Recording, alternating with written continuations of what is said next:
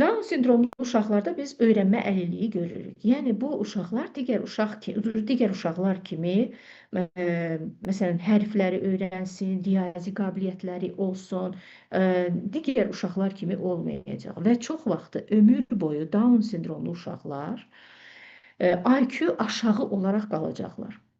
Yəni biz belə uşaqlarda düzdür, müəyyən bir üsullarla o uşaqlara nəsə öyrətməyə çalışırıq. Xüsusilə mozaik Downlar olanda, mozaik Downların IQ-su çox aşağı olmur və belə uşaqlar məktəbə gedə bilirlər adi uşaqlarla. Bəzən inklüziv siniflərdə olurlar və belə uşaqların da öyrənmə əlilliyi olur və çox vaxtı yəni belə deyək də çox ciddi bir irəliləyiş əldə edə bilmirlər. Məktəb siniflərində də 3-cü sinifdən sonra belə uşaqlara çox çətin olur. 3-dən yuxarı hətta mozaik Down belə gedə bilmir. Ona görə bax, bu uşaqlar öyrənmə əlilliyi ilə olan uşaqlardır. Sonra siz Turner görə bilərsiniz məktəbdə, bağçada. Daha çox məktəbdə görəcəksiniz Turner. Adi qız uşağıdır. Qız uşaqlarında olur Turner sindromu. Problemin kökü odur ki, Turner sindromu cinsi xromosomun birinin olmaması iləndir. Yəni görürsünüz ki, qız uşağıdır məktəbdə, 5-ci, 7-ci sinifdə, boyu çox balacadır, öz yaşıdlarına çatmır. Onurğasında əyriliklər var. Öyrənməsi çox çətindir. Yəni uşaqlardan çox geri qalır. Əqli, ciddi əqli geri deyil, amma o birisi uşaqlar kimi deyil də, sanki fərqlidir. Siz bunu hiss edəcəksiniz. Və çox spesifik quruluşları var. Məsələn, diqqətli müəllim hiss eləyər ki, bu uşaqların sanki boynu qısadır, belə çiyinləri yapışıb boyunlarına, belə bir quruluşda bir qız uşağıdır. Məsələn, ola bilsin ki, heç valideyn onu həkimə göstərməyib falan. Amma siz bunun bax quruluşunda, mən niyə görə bu şəkilləri qoyuram ki, sizin göz yaddaşınız olsun. Belə bir uşaq görəndə sizin yadınıza düşəcək ki, ha, belə bu normal deyil, bu hansısa bir sindroma oxşayır. Çəksəz, götürsəz, araşdırsaz, bu sizin ömürlük yadınızda qalacaq və valideynə bunu tövsiyə edə bilərsiniz ki, bax, bu problemdir və bunu araşdırmaq məsləhət görülür. Bax, bu Turner sindromlu qız uşaqları əqli inkişafı ləng, öyrənə bilməyən, boyları qısa və ən vacib məsələdən biri də cinsiyyət funksiyaları olmayandır. Yəni döşləri olmur və ailə qura bilmək qabiliyyətləri olmur. Yəni uşaqları olmur. Angelman sindromu. Angelman sindromunu da görə bilərsiniz. Bağçada müəllimlər çox görə bilər. Bağça müəllimləri. Deməli, buna xoşbəxt kukla sindromu da deyirlər. Xoşbəxt kukla sindromu, yəni gülən uşaq. Bu uşaqlar çox belə şən uşaqlardır. Daima gülümsəyirlər, şəndilər, çox hiperaktivdirlər, bir yerdə durmurlar. Nitqləri çox gec açılır. Sonra biraz udqunma və çeynəmə qabiliyyətlərində çətinlik olur.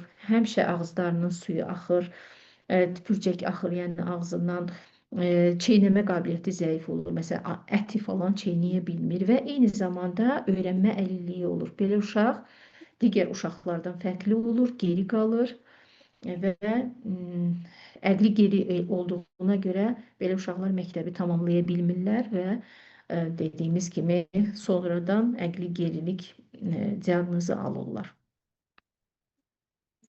X xromosom sindromu. Yəqin ki, bu sindromla da çox qarşılaşacaqsınız, ancaq oğlanlarda olur. Belə oğlanlar uzun boylu, əlləri uzun əlləri olan, autizmə çox oxşayan, tam autizm də deyil, amma autizmə çox oxşayan uşaqlardır. Çox impulsivdir, hiperaktivdir, bir yerdə durmurlar. Üz quruluşları biraz fərqlidir. Bir neçə şəkil qoymuşam. Belə uşaqları görəcəksiniz ki, alnı çox yekədir. Qulaqları şərpədir.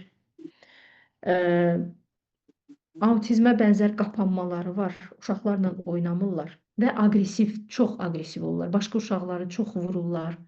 Bax, X xromosom sindromu da öyrənmə əlilliyinin əsas səbəblərindən biridir. Belə uşaqlarda da tədricən əqli gerilik olur və belə uşaqlar da çox vaxtı elə bəzən heç hərfləri öyrənməkdə belə çətinlikləri olur. Müəyyən vaxtdan sonra onlar məktəbi davam edə bilmirlər.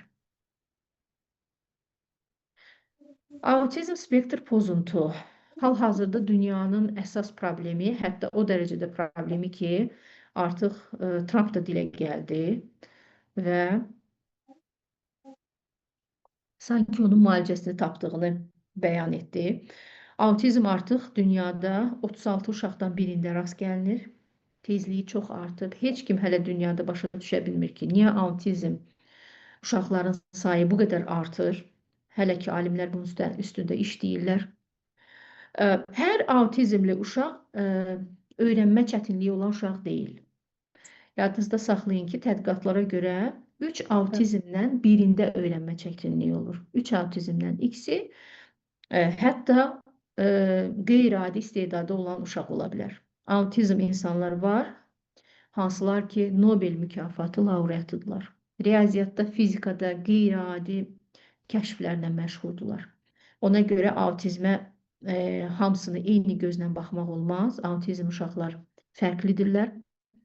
Onların çox yüngülü var və çox ağırı var və yalnız müəyyən bir qrupunda öyrənmə problemləri olur.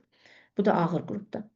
Xüsusi istedada malik olan autizmlərin isə daha çox, deməli, Asperger sindromu deyirlər. Asperger sindromlu autizmlərdir.